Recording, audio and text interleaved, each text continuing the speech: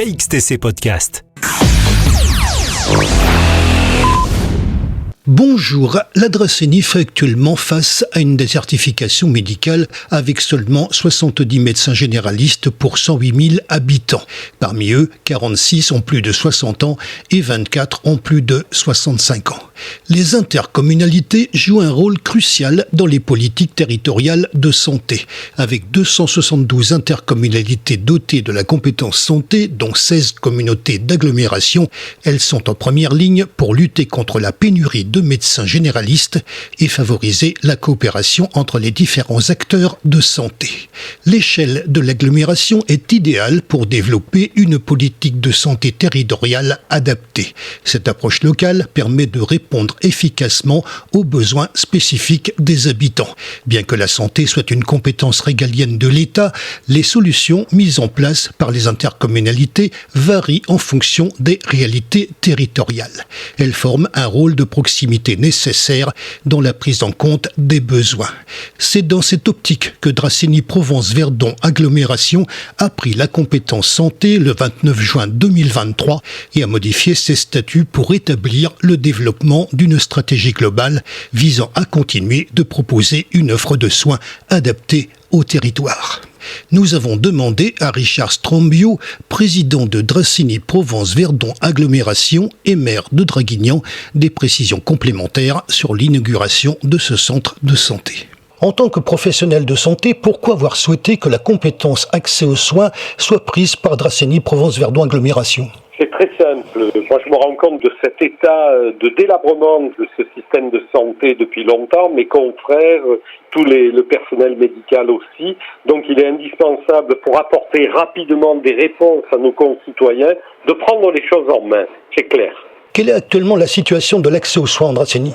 L'accès aux soins, vous savez qu'on est une population de 110 000 habitants et avec des problèmes géographiques, de la topographie, mais il nous reste 70 médecins généralistes avec une moyenne d'âge que je ne révélerai pas ici, bonne partie, un bon tiers, à plus de 65 ans. On se rend compte que dans les années qui viennent, avec le vieillissement de la population, on va arriver à un effet ciseau très très très rapidement. Et c'est pour ça qu'on s'en est inquiété, que nous avons le 29 juin 2023 cette compétence santé pour nos populations.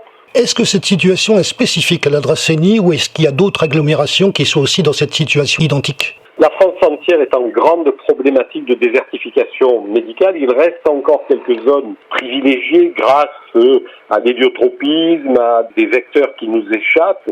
Mais malheureusement, c'est un état des lieux que nous constatons et que l'on voit arriver depuis bon nombre d'années. Pourquoi un centre de santé ? Un centre de santé, lorsque, avec l'Agence régionale de santé, nous avons défini des zones prioritaires, des zones où il y a une grande désertification, il faut apporter des solutions à nos professionnels de santé en fonction, je dis bien, de ce qu'ils souhaitent aussi comme exercice de leur profession.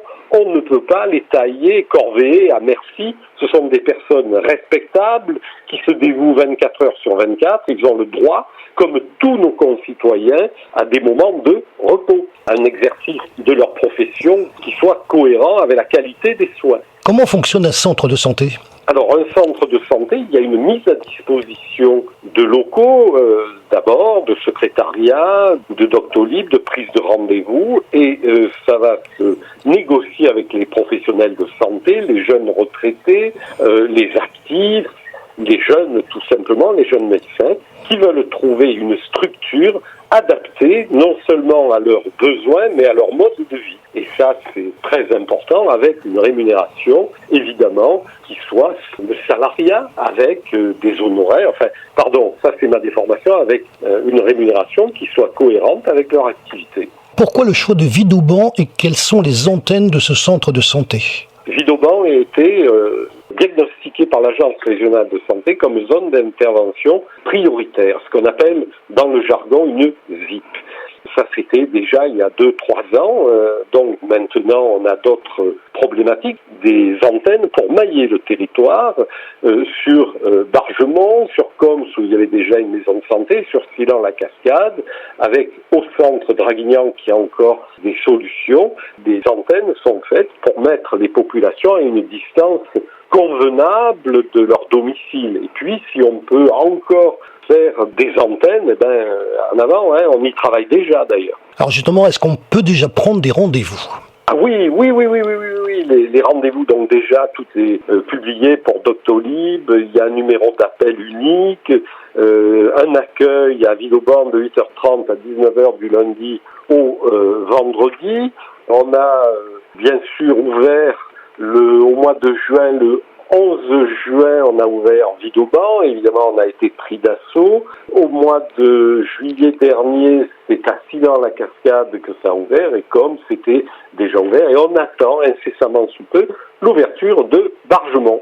Quelle est votre vision à long terme de la politique d'accès aux soins Andrasseni ? La politique d'accès aux soins doit être équitable pour n'importe qui de notre population, bien évidemment, de regarder à la loupe avec l'ARS, avec les statistiques par rapport aux pathologies, au vieillissement de la population, etc., de manière à ce que nos concitoyens ne soient pas en déshérence de santé. On sait pertinemment l'impact de la problématique d'aggravation de pathologies lorsqu'on néglige les premières pathologies, que ce soit en oncologie, que ce soit en rhumatologie, l'oncologie étant la chose la plus importante, en trouvant aussi des personnels dédiés, notamment dans les spécialités, même si l'on a des généralistes, il nous faut des spécialistes comme les cardiologues, nous avons la chance d'en avoir, des gastro-entérologues, mais aussi pour suppléer des sages-femmes, des psychologues, puisque vous savez que la psychiatrie est en totale déshérence.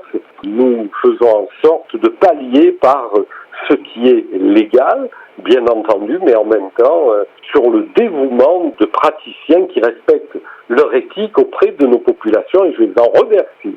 KXTC Podcast.